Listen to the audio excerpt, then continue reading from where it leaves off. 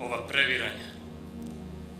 Samoporeknutim i samodovoljnim nama, odveć tromim od suvišnih znanja, opsednutim formom i izgledom spoljnim, promiče suština.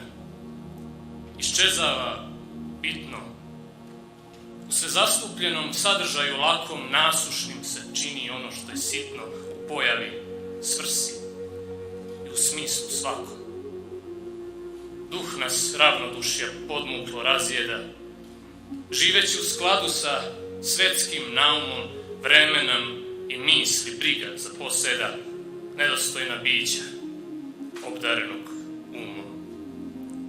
Nad Kosovom i sad lešinar se vije, a mi, ravnodušni, bez grča i strave, prihvatamo da se desi što ne smije, da na propast srpsku žig i potpis stave.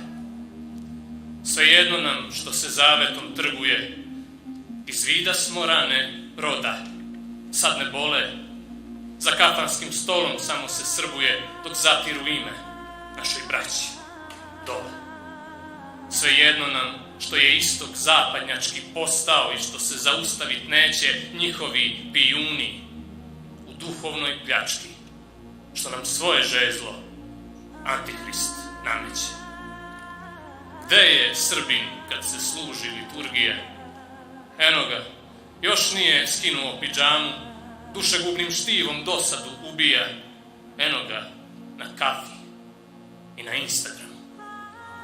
Možda greši, ne znam, ali sve mi se čini da od kada svetom čovek promigolja u Edenskom vrtu, pitomoj divljini, osonog porosi blagorodnih polja sve do naših dana, ovih što se vuku, sasvim ravnodušnim za prevečne tajne, đavo nikad nije vodio za ruku više duša putem pogibelji trajne.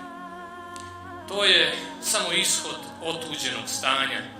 Današnji je čovek u sebe okovan, ne slute na dobro ova previranja, ali krajnji je trijumf dobra, neminovan.